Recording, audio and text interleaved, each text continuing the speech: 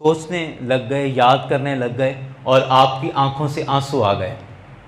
تو دوستوں نے جو ساتھ تھے انہوں نے پوچھا کہ اے امیر المومنین، آپ کی آنکھوں میں آنسو آ گئے اور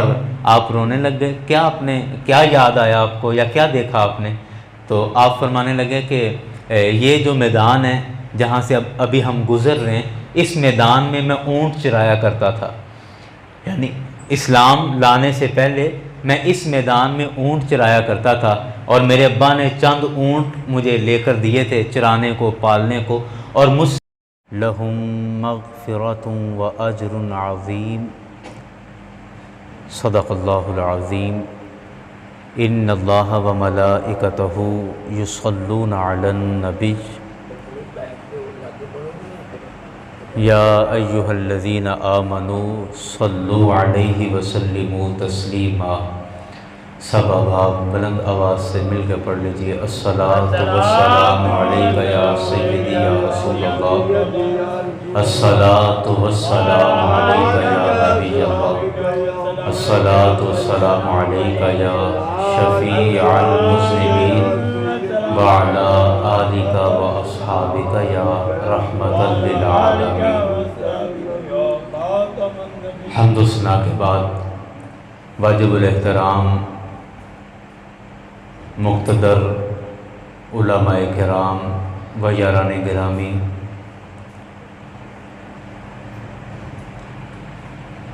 درس شعور قرآن کا یہ سلسلہ سرزمین راجدھن کے مختلف مساجد میں اپنی ترتیب کے ساتھ چل رہا ہے۔ آج جامع مسجد صدیقیہ میں درس شعور قرآن کا انعقاد ہے، اور آپ احباب جانتے ہیں کہ اس جامع مسجد میں سورہ حجرات کا درس چل رہا ہے، اور سورہ حجرات اتنی معنی کے اعتبار سے اور اپنے مفہوم کے اعتبار سے اتنی وسیع سورہ مبارکہ ہے کہ ایک آیت پر بھی جب بات شروع ہو تو اس ایک آیت سے اللہ تبارک و تعالیٰ کے اتنے احکامات اور اس کی قدرت کے اتنے مظاہر نمودار ہوتے ہیں کہ ہمارا وقت اس میں پورا ہو جاتا ہے۔ بہرکیف آج سورہ حجرات کی آیت نمبر 3، 4 اور 5، یہ 3 آیتیں، ان کا مفہوم تقریباً ایک دوسرے سے ملتا جلتا ہے، اور جو پیچھے بیان ہوا تھا پچھلے سبق میں اس کے ساتھ بھی اس کا مضمون ملتا ہے۔ تو آج ان 3 آیتوں پر اپنی حیثیت اور اوقات کے مطابق بات کرنے کی جسارت کریں گے۔ اللہ کریم سے دعا ہے کہ رب کائنات ہم سب کو قرآن پاک کا فہم اور قرآن پاک پر عمل کرنا نصیب فرمائے۔ آمین۔ ہمارے ہاں ویسے ہی قرآن پاک کی طرف وہ بھلے قرآن پاک کو پڑھنا ہو، تلاوت کرنا ہو، یا قرآن پاک کو اس کے معنی اور مفہوم کے ساتھ سمجھنا ہو، دونوں اعتبار سے قدر فقدان نظر آتا ہے، کمی نظر آتی ہے، اور اللہ کریم کی بارگاہ میں دعا کریں کہ اللہ تعالی ہماری امت میں، ہماری قوم میں قرآن پاک کا شعور بیدار فرمائے، اور قرآن پاک سے اسی طرح محبت کرنے کی توفیق بخشے جو قرآن پاک تقاضا کرتا ہے، یا جو قرآن پاک کا حق ہے، اللہ کریم اس حق کو پورا کرنے کی توفیق عطا فرمائے۔ سامعین ذی وقار، پچھلے سبق میں جو بات ہوئی تھی بڑی مشہور آیت مبارکہ ہے، سورہ حجرات کی آیت نمبر 2 تھی۔ رب کائنات نے فرمایا کہ اے ایمان والو، اپنی آوازیں نبی علیہ السلام کی آواز سے بلند نہ کرو، اور چلا کر اونچی آواز سے بات نہ کرو، جیسے تم آپس میں ایک دوسرے سے بات کر لیتے ہو، بلا لیتے ہو، ایسے نبی علیہ السلام کے بارے میں ایسی بات نہ کرو۔ ایسا نہ ہو کہ تمہارے اعمال ضائع کر دیے جائیں اور تمہیں پتہ تک بھی نہ چلے کہ میرے اعمال کی دنیا لٹ گئی اور خبر تک بھی نہ تمہیں ہو۔ اسی مضمون کا حصہ آج ہے۔ رب کائنات نے اپنے حبیب علیہ السلام کی بارگاہ میں بلند آواز سے بولنے سے منع فرمایا، اور جب یہ آیت مبارکہ نازل ہوئی تو صحابہ کرام اتنے محتاط ہو گئے اور اتنی آہستگی سے رسول اکرم صلی اللہ علیہ وسلم کی بارگاہ میں بات کیا کرتے تھے کہ یوں لگتا تھا جیسے کسی کے کان میں کوئی سرگوشی کر رہا ہو یا کان میں چپکے سے کوئی بات کہی جا رہی ہو، اس قدر پست اور آہستہ آواز سے بات کیا کرتے تھے۔ اور ان میں حضرت سیدنا صدیق اکبر رضی اللہ عنہ اور حضرت سیدنا عمر فاروق رضی اللہ عنہ آپ کو باقاعدہ طور پر دوسرے صحابہ کرام سے بھی زیادہ احتیاط کرتے پایا گیا، احتیاط کرتے دیکھا گیا۔ اتنی آہستگی سے اور اتنے اہتمام کے ساتھ سلولی بات کرتے تھے، آہستگی سے بات کرتے تھے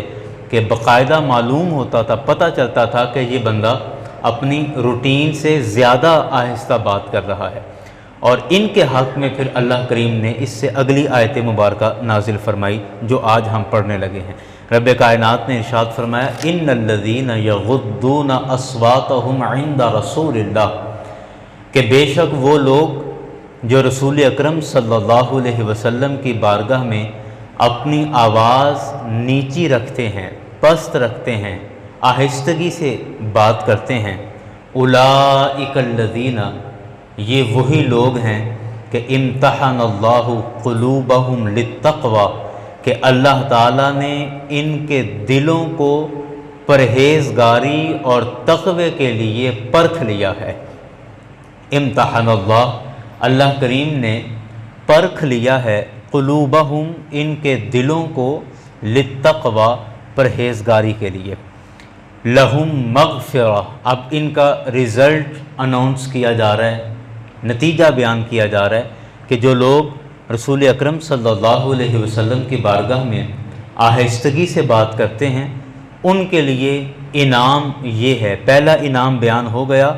کہ امتحن اللہ قلوبہم للتقوی، پہلا انعام ان کے لیے یہ ہے کہ اللہ نے ان کے دلوں کو تقوی کے لیے پرکھ لیا ہے۔ پہلا انعام یعنی ان کو دلوں کا تقوی عطا کر دیا ہے۔ دوسرا انعام ان کے لیے بیان کیا گیا لہم مغفرہ، اللہ تعالیٰ نے ان کی بخشش فرما دی ہے، اللہ تعالیٰ نے ان کو معاف کر دیا ہے، بخشش فرما دی ہے، ان کی مغفرت فرما دی ہے۔ اور تیسرا انعام فرمایا وَأَجْرٌ عَظِيمٌ، اور اللہ نے ان کے لیے بہت بڑا اجر تیار کر رکھا ہے۔ سامعین وقار، یہ تینوں انعام جو بیان کیے گئے بالخصوص یہ حضرت سیدنا صدیق اکبر رضی اللہ عنہ اور حضرت سیدنا عمر فاروق رضی اللہ عنہ آپ کے متعلق بیان فرمائے، بالخصوص اسپیشلی۔ ویسے بالعموم یہ تمام صحابہ کرام کے متعلق یہ والی آیت مبارکہ نازل ہوئی۔ اب اس آیت مبارکہ سے ایک بات یہ پتہ چلتی ہے کہ اللہ تعالیٰ کے حبیب صلی اللہ علیہ وسلم کے جتنے بھی صحابہ کرام تھے، آقا علیہ الصلوۃ والسلام کی صحبت میں بیٹھنے والے، آپ کی بارگاہ میں حاضری دینے والے، وہ سارے کے سارے اللہ تعالیٰ نے ان کو دل کا تقوی عطا کر رکھا تھا۔ وہ سارے کے سارے دل کی طہارت، پاکیزگی اور دل کے تقوی سے معمور لوگ تھے۔ اچھا آپ دیکھیں، اللہ تعالیٰ کی کوئی بھی عبادت ہے، اس عبادت کو بدن کا تقوی کہا گیا، جسم کا تقوی کہا گیا۔ نماز ہے، اس سے جسم کا تقوی نصیب ہوتا ہے۔ روزہ ہے، اس سے جسم کو، بدن کو تقوی اور طہارت نصیب ہوتی ہے۔ دیگر کئی عبادات ہیں، تمام عبادات کا تعلق جس تقوی کے ساتھ ہے وہ تقوی جسم کا تقوی ہے، لیکن رسول اکرم صلی اللہ علیہ وسلم کی بارگاہ کا ادب کرنا،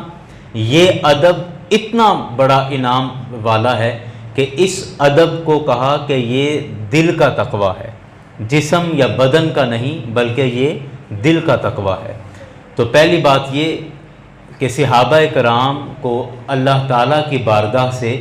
دل کا تقوی نصیب تھا۔ دوسری بات یہ کہ بالخصوص دونوں شیخین کریمین یعنی حضرت سیدنا صدیق اکبر رضی اللہ عنہ اور حضرت سیدنا عمر فاروق رضی اللہ عنہ، ان دونوں شخصیات کے لیے بالخصوص اور تمام صحابہ کرام کے لیے بالعموم رب کائنات نے یہ لفظ ارشاد فرمایا ہے کہ لہم مغفرہ، کہ ان کی بخشش کر دی گئی ہے۔ آپ دیکھیں کہ رسول پاک صلی اللہ علیہ وسلم کی امت میں، میں آپ ہم سب سرکار کی امت میں شامل ہیں، کسی بندے کے پاس کوئی سرٹیفکیٹ نہیں ہے کہ اس کی بخشش کر دی گئی ہے۔ نہ یہ میں دعویٰ کر سکتا ہوں کہ میری بخشش کر دی گئی، نہ آپ میں سے کوئی دعویٰ کر سکتا ہے، اور نہ امت میں جتنے بھی اللہ کے برگزیدہ بندے گزرے انہوں نے خود بھی کبھی اس چیز کا دعویٰ نہیں کیا کہ میری بخشش ہو چکی ہے یا مجھے بخش دیا گیا ہے۔ کبھی کسی نے دعویٰ نہیں کیا۔ یہ بات صرف اور صرف رسول اکرم صلی اللہ علیہ وسلم کے صحابہ کرام کا خاصہ اور ان کی خوبی ہے کہ رب کائنات نے ان کے لیے فرمایا کہ لہم مغفرہ، کہ ان کی بخشش کر دی گئی ہے۔ اور تیسرا فرمایا وَأَجْرٌ عَظِيمٌ، بڑا اجر ان کے لیے۔ اب جس چیز کو اللہ تعالیٰ بڑا کہے وہ خود بہت بڑی ذات ہے، اور جس کو وہ ذات بڑا کہے تو اس کا مطلب ہے کہ وہ واقعتاً بہت بڑی چیز ہے۔ اب دیکھیں، میرا آپ کا اس دنیا کی ایک مثال دے رہا ہوں بات سمجھانے کے لیے، ہمارا اور آپ کا، ہمارا تقریباً دنیاوی اعتبار سے ہمارا معیار کہہ لیں یا درجہ کہہ لیں کہ تقریباً ایک دوسرے سے ملتا جلتا ہی ہے، جیسے ہمارے گھر ہیں ویسے ہی آپ کے ایک تقریباً۔ اب اگر ہم کوئی لاکھ 2 لاکھ کی بات کریں تو سمجھ آتی ہے کہ وہ ہمارے رینج میں ہے، ہم اتنا کر سکتے ہیں، 2 لاکھ 4 لاکھ، کوئی 5 بھی کر لے گا، 10 بھی ہو جائے گا۔ لیکن کوئی اربوں کی بات کرے ہم میں سے، میں کہوں کہ 10 ارب کا میرا کوئی پروجیکٹ چل رہا ہے، یا آپ میں سے کوئی کہے تو کوئی بھی اس کا یقین نہیں کرے گا، کہے گا نہیں یہ آپ کا درجہ ہی نہیں ہے، یہ آپ کا درجہ نہیں ہے۔ اسی طرح کوئی ارب پتی آدمی جو اربوں کا کام کرتا ہے، جو اندر ملک کے اندر ہو یا باہر، جس کی اربوں کی جائیداد ہے، کمپنیاں ہیں، فیکٹریاں جس کی، وہ اگر ارب کی بات کرے اور کہے کہ میرا 10 ارب کا کام ہے، میرا 20 ارب کا کام ہے، تو بات سمجھ آئے گی۔ ہم کہیں گے نہیں یہ جتنا بڑا یہ بندہ ہے تو اتنی اپنے معیار کے مطابق یہ رقم بول رہا ہے، ٹھیک ہے، مان لیا جائے گا۔ اب دیکھیں کہ اللہ تبارک و تعالیٰ کتنی بڑی ذات ہے، کتنی بڑی ذات کہ رب کائنات سے بڑا کوئی بھی نہیں، اس سے بڑی ذات کوئی بھی نہیں۔ تو وہ رب جس کو بہت بڑا کہے، وہ رب جس کو بہت بڑا کہے، تو اس کا مطلب کہ میں اور آپ اس کو پھر گن نہیں سکتے، اس کا شمار نہیں کر سکتے، وہ رقم واقعی، وہ تعداد یا وہ عدد واقعی پھر بہت بڑا ہے۔ میں آپ کو قرآن پاک سے اس کی ایک مثال دیتا ہوں۔ رب کائنات نے قرآن پاک میں ایک جگہ پر ارشاد فرمایا قل متاع الدنیا قلیل، اے حبیب آپ فرمائیے کہ دنیا کا سامان تھوڑا سا ہے، دنیا کا سامان تھوڑا سا ہے۔ اچھا، یہ آیت تو اپنی جگہ پر بالکل برحق ہے، درست ہے۔ اب مجھے آپ بتائیے کہ کیا آپ دنیا کا سامان گن سکتے ہیں؟ آپ میں سے کوئی بندہ گن سکتا ہے؟ نہیں گن سکتا۔ دنیا تو بہت بڑی ہے۔ اگر ہم یوں کہیں کہ کسی بندے کی ذمہ داری لگائیں کہ وہ جتنے راجہ جنگ میں لوگ رہتے ہیں ان کا سامان گن لے، صرف ایک گاؤں کے رہنے والے لوگوں کا سامان گن لے، تو گن سکتا ہے؟ نہیں گن سکتا۔ ہم ایک چھوٹے سے قصبے کا سامان نہیں گن سکتے، تو پھر پوری دنیا کا سامان کون گنے گا؟ وہ ہماری تعداد سے بھی باہر ہے۔ لیکن رب کائنات نے اس سارے سامان کے لیے کہا قل متاع الدنیا قلیل، قلیل کہا کہ دنیا کا سامان تھوڑا ہے، مختصر ہے۔ تو اس رب کا قلیل اتنا زیادہ ہے کہ ہم گن نہیں سکتے۔ تو جس شے کو وہ رب عظیم کہہ دے یا کثیر کہہ دے، بڑا کہہ دے، زیادہ کہہ دے، تو پھر اس کا احاطہ اور شمار کون کر سکتا ہے؟ تو اس ساری بات سے یہ واضح ہوا کہ رب کائنات نے اپنے حبیب علیہ السلام کے صحابہ کرام کے حوالے سے جو فرمایا وہ اجر عظیم، ان کے لیے بڑا اجر ہے، بڑا اجر ہے، تو اس کا مطلب کہ اتنا اجر ہے کہ میں اور آپ اس اجر کو نہ گن سکتے ہیں نہ شمار کر سکتے ہیں، اتنا نوازا ہے رسول اکرم صلی اللہ علیہ وسلم کے صحابہ کرام کو۔ ایک بات یہ ہو گئی۔ دوسری بات اسی آیت مبارکہ سے رب کائنات نے فرمایا کہ جن لوگوں نے اپنی آوازیں رسول پاک صلی اللہ علیہ وسلم کی بارگاہ میں پست رکھیں ان کے لیے یہ انعام ہے۔ مطلب یہ کہ رب کائنات نے گویا کہ فرمایا کہ جنہوں نے میرے حبیب علیہ السلام کی بارگاہ کا ادب کر لیا، یعنی رسول اکرم صلی اللہ علیہ وسلم کا ادب کرنا ہمیں 3 انعام دیتا ہے کہ رسول اکرم صلی اللہ علیہ وسلم کا اگر کوئی بندہ ادب کرے، ان کا احترام کرے، تو آقا علیہ الصلوۃ والسلام کے ادب کی برکت سے اس کو دل کا تقوی بھی نصیب ہوگا، اس کی بخشش بھی کر دی جائے گی، اور نہ صرف بخشش بلکہ بخشش کے بعد اس کے لیے بہت بڑا اجر بھی پیش کیا جائے گا۔ یہ انعام ان لوگوں کے لیے بیان فرمایا جنہوں نے رسول اکرم صلی اللہ علیہ وسلم کا ادب کیا اور احترام کیا۔ ایک اور بات ہے لیکن وہ میں اگلی آیت کے ساتھ ملا کر آپ سے کرتا ہوں چونکہ اس کا مضمون بھی اس سے ملتا ہے۔ رب کائنات نے فرمایا کہ ان الذین، بے شک وہ لوگ جو ینادونک من وراء الحجرات، کہ جو لوگ آپ کو اے حبیب، جو لوگ آپ کو آپ کے حجرے کے باہر سے آوازیں دیتے ہیں، وہ لوگ اکثرہم لا یعقلون، ان میں سے اکثر لوگوں کو عقل نہیں ہے۔ جو آپ کو آپ کے حجرے کے باہر کھڑے ہو کر آوازیں دیتے ہیں اے حبیب، ان میں سے اکثر لوگوں کو عقل نہیں ہے۔ اصل میں پیچھے واقعہ یہ ہے کہ قبیلہ بنو تمیم کے کچھ لوگ، ان کی کوئی پنچایت تھی، کوئی مسئلہ تھا ان کا، وہ مدینہ شریف سرکار علیہ الصلوۃ والسلام کے کاشانہ مبارک پر حاضر ہوئے۔ انہوں نے دروازہ بجایا اور دروازہ بجا کے اونچی آواز سے آوازیں بھی دینے لگ گئے، جیسے ہم کسی کا دروازہ بھی بجائیں اور ساتھ اس گھر والے کو آواز بھی دے دیں، 1 دفعہ 2 دفعہ 3 دفعہ بلند آواز سے اس کا نام لے کے اس کو آواز بھی دے دیں۔ تو ان لوگوں نے، ظاہری بات ہے یہ مدینہ شریف میں رہنے والے نہیں تھے۔ یہاں ایک بڑا اہم مسئلہ عقیدے کا ہے، میں آپ کے سامنے اس کو بھی رکھوں گا۔ تو یہ باہر سے آئے تھے لوگ، قبیلہ بنو تمیم کے تھے، اور آ کر جب انہوں نے دروازہ بجایا سرکار علیہ الصلوۃ والسلام کا اور ساتھ اونچی اونچی آوازیں بھی دینے لگ گئے، تو میرے کریم آقا صلی اللہ علیہ وسلم کی طبیعت مبارکہ پر یہ ناگوار گزرا، آپ کو یہ برا محسوس ہوا اور یہ سخت گزرا آپ پر۔ لیکن باہر کیا، آپ تو دل جوئی کرنے والے ہیں، دل جوڑنے والے ہیں، دل توڑنے والے نہیں۔ تو رسول اکرم صلی اللہ علیہ وسلم نے کوئی شکوہ نہیں کیا، آپ اپنے کاشانہ مبارک سے باہر تشریف لائے، ان کا جو بھی مسئلہ تھا وہ مسئلہ سنا اور وہ سارا معاملہ ہو گیا۔ لیکن رب کائنات نے اس موقع پر قرآن پاک کی یہ آیت مبارکہ نازل فرما دی اور اس آیت مبارکہ سے منع کر دیا کہ تم رسول اکرم صلی اللہ علیہ وسلم کی بارگاہ میں جب حاضر ہو اور ان کے در دولت پر جب جاؤ تو بلند آواز سے وہاں آوازیں نہ دو، جیسے تم ایک دوسرے کو آوازیں دے کے بلا لیتے ہو گھر کے باہر سے، تو اس طرح ان کی بارگاہ میں ایسا نہ کرو، بلکہ دروازہ بجاؤ، دستک دو اور پھر انتظار کرو، رسول اکرم صلی اللہ علیہ وسلم خود باہر تشریف لے آئیں تو ملاقات کرو اور اپنا مسئلہ بیان کرو، اور اونچی آواز سے ان کو آوازیں نہ دو۔ جب یہ اس آیت مبارکہ سے اللہ کریم نے ان کو بھی منع کر دیا اور دیگر صحابہ کرام ان کو بھی پتہ چل گیا کہ آئندہ سے وہ بھی محتاط ہو جائے، اگرچہ کسی نے اس طرح کیا نہیں لیکن کم از کم چلو سن لیا تو مزید محتاط ہو گئے کہ آئندہ اس طرح کا کوئی عمل نہیں کرنا۔ یہاں ایک بڑی باریک سی بات ہے، اور وہ بات یہ ہے کہ اکثر لوگ اس آیت مبارکہ کو پڑھ کے صحابہ کرام پر طعن اور صحابہ کرام کی تنقیص بیان کرتے ہیں، ان کی شان میں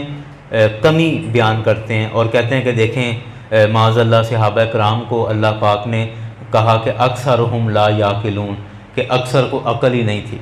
تو مطلب اس آیت مبارکہ سے یہ مطلب خباثت کی جاتی ہے۔ میں سمجھتا ہوں کہ ہمیں قرآن پاک کو سمجھنے کے لیے ہر قسم کے حسد اور بغض سے پاک ہو کر اور ایک آزاد آدمی کی طرح، یعنی ایز اے نیوٹرل پرسن ہمیں قرآن پاک کو سمجھنا پڑے گا، اور پھر ہم قرآن پاک کے صحیح مفہوم تک پہنچ سکتے ہیں۔ اب آپ دیکھیں، سب سے پہلی بات تو یہ ہے کہ یہ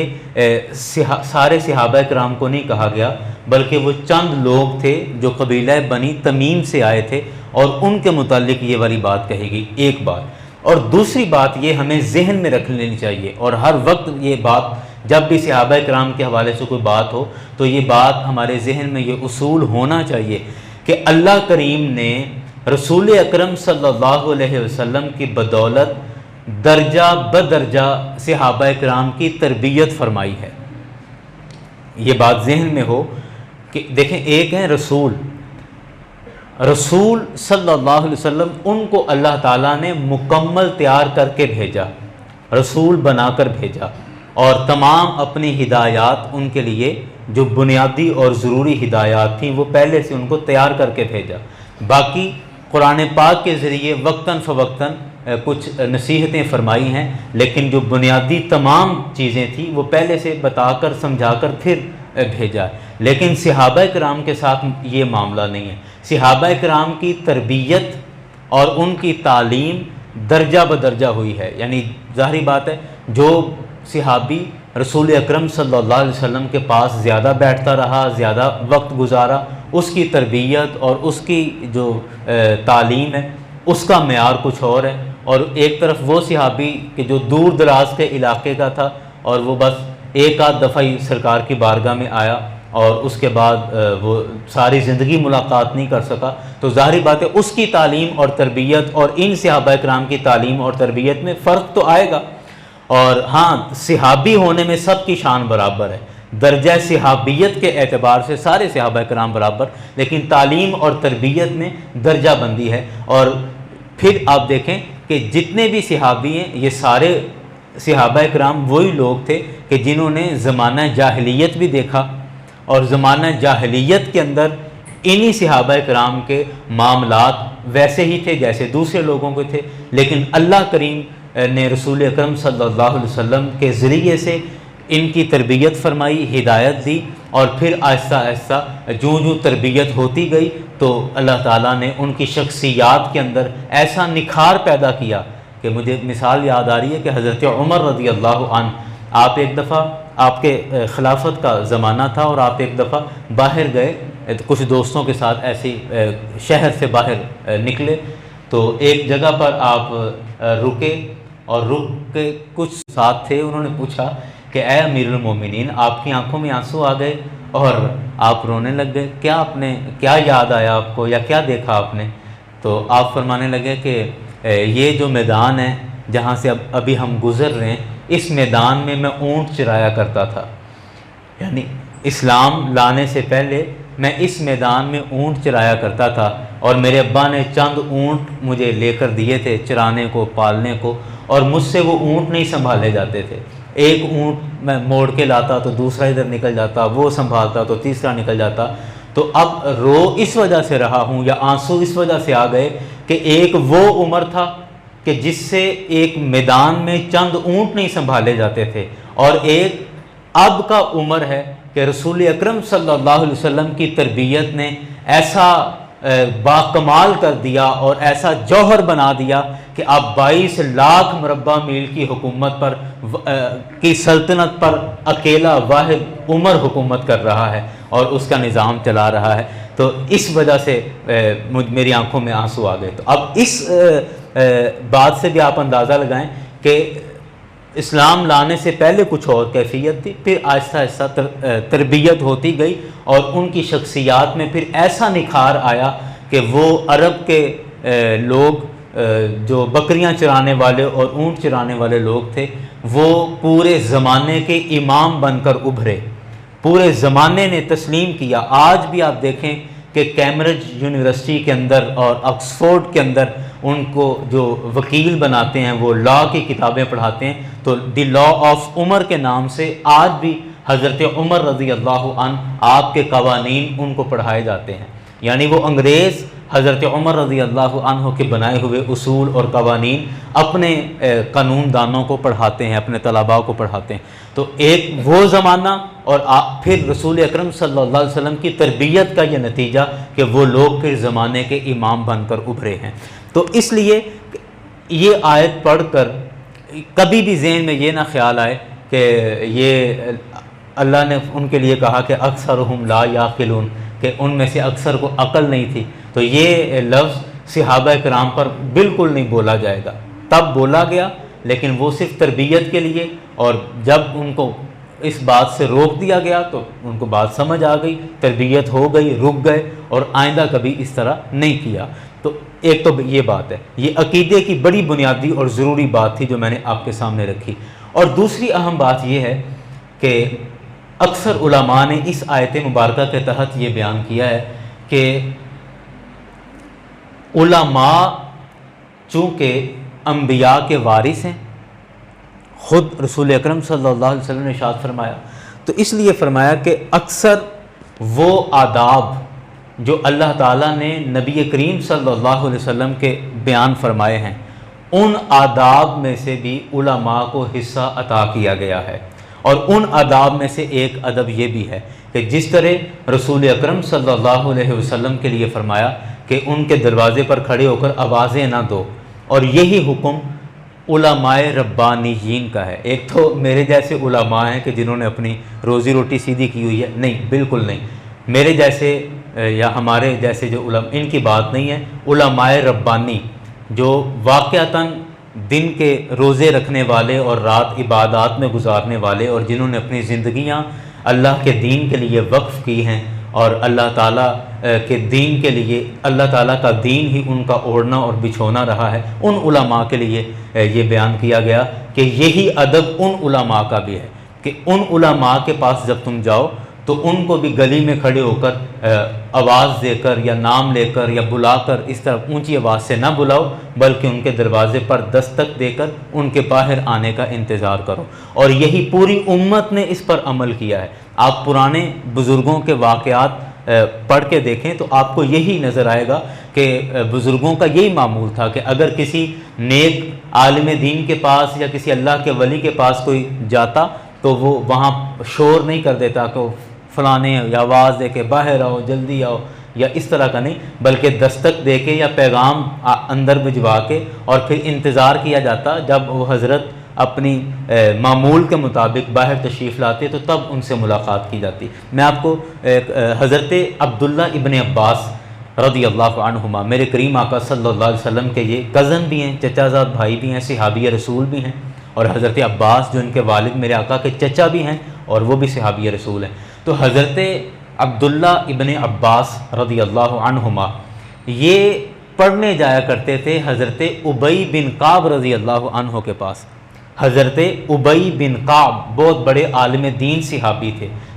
تھے اور ساتھ عالم دین بھی تھے، اور بہت زیادہ انہوں نے علم پڑھا ہوا تھا، اور قرآن پاک پر ان کی بڑی اور سرکار کی احادیث پر ان کی بڑی مہارت تھی اور بڑا ذخیرہ تھا ان کے پاس۔ تو حضرت عبداللہ ابن عباس حالانکہ سرکار کے رشتہ دار ہیں، سرکار کے بھائی لگتے ہیں، کزن لگتے ہیں، چچا کے بیٹے ہیں، اور قریشی خاندان ہے، حضرت عبد المطلب کی ہی اولاد ہیں، ہاشمی خاندان سے ہیں، اس کے باوجود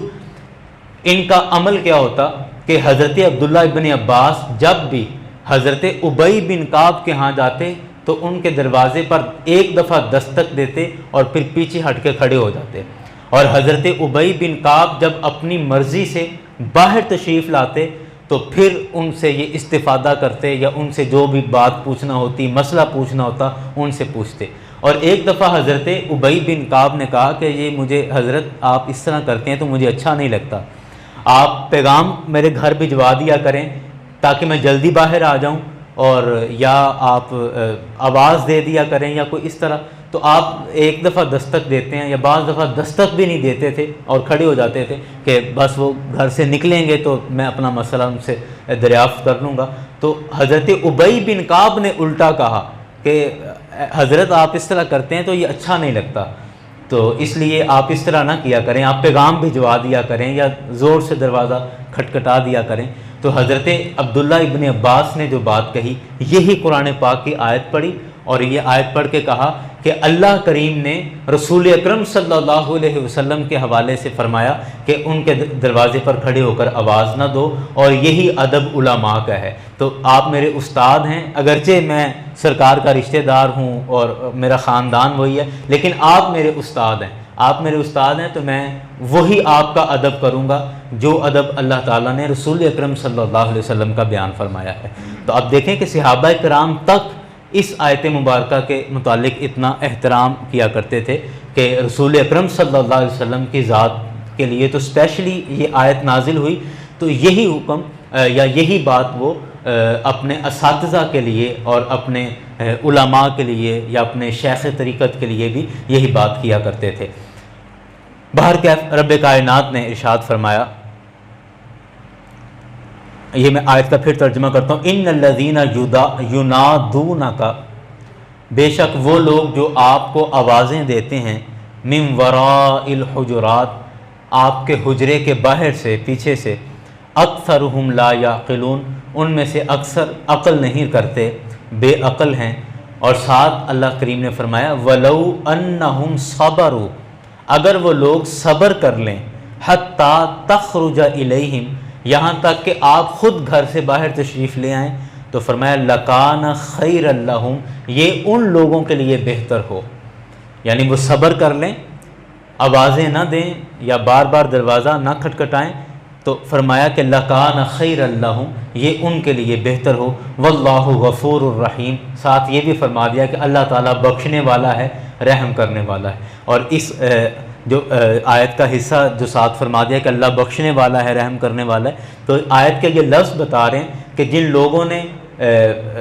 بے خبری میں یا لا علمی میں وہ آوازیں دے کے سرکار کو بلایا تھا، تو اللہ تعالیٰ نے ان کو معاف کر دیا. فرمایا واللہ غفور الرحیم، اللہ تعالیٰ مغفرت کرنے والا ہے، بخشنے والا ہے اور رحیم، رحم فرمانے والا ہے. تو یاران گرامی، یہ 5 آیتیں تھیں سورہ حجرات کی جو آج ہم نے پڑھی ہیں، اور ان 5 آیتوں کا خلاصہ میں آپ کے سامنے رکھوں کہ آج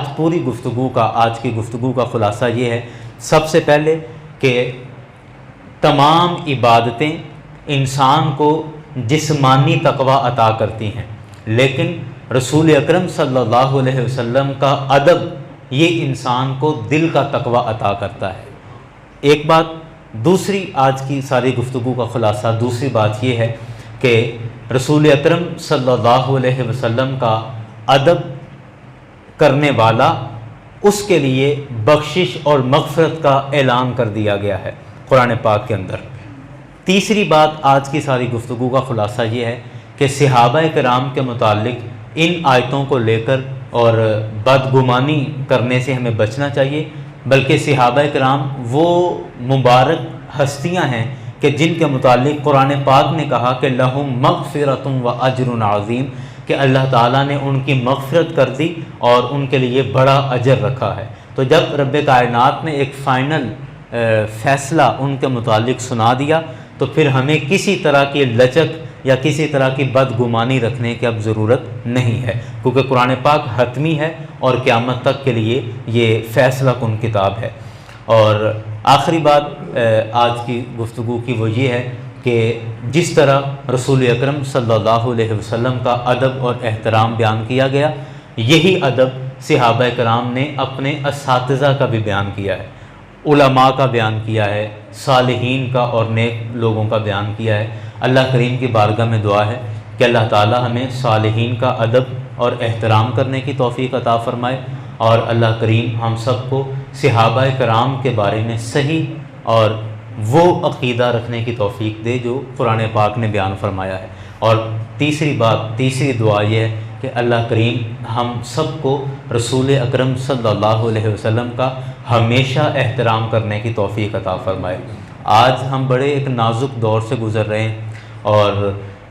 سوشل میڈیا کی وجہ سے، یوٹیوب اور فیس بک اور ان چیزوں کی وجہ سے سرکار علیہ الصلوۃ والسلام کی ذات مبارکہ پر بھی لوگ اعتراض کرنے سے باز نہیں آ رہے، اور وہ ہیں کلمہ پڑھنے والے مسلمان ہیں، کلمہ پڑھنے والے لوگ ہیں، لیکن کلمہ بھی پڑھ رہے ہیں اور رسول اکرم صلی اللہ علیہ وسلم کی بارگاہ میں گستاخیاں اور آقا علیہ الصلوۃ والسلام کی ذات پر اعتراض کرنے سے بھی باز نہیں آ رہے۔ تو ہمیں اللہ تعالیٰ ان سے محفوظ رکھے، اور اللہ تعالیٰ نے ایمان کی توفیق دی ہے تو رسول اکرم صلی اللہ علیہ وسلم کا ادب کرنے کی بھی توفیق عطا فرمائے، اور ہماری آنے والی نسلوں کو بالخصوص ایسے انتشار سے اور ایسے فساد سے کہ جو رسول اکرم صلی اللہ علیہ وسلم کی محبت ہمارے دلوں سے نکال دے، اللہ تعالیٰ ایسے فساد سے ہماری آنے والی نسلوں کو بھی محفوظ فرمائے۔ وما علینا الا البلاغ۔